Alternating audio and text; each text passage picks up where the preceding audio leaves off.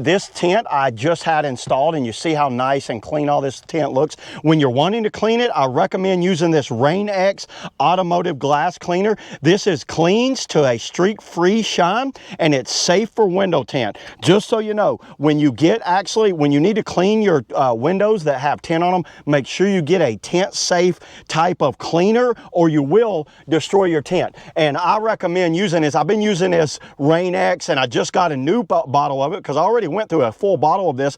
And what this is, this basically doesn't contain ammonia. Like Windex contains ammonia. Spray on auto glass, wipe dry with a dry paper towel or 100% cotton cloth. You know what? We'll put a little spray on here. There's an on and an off dial up here. You can see the pump right there. Pump it up. Got a little spray on there. Look how nicely that cleans up.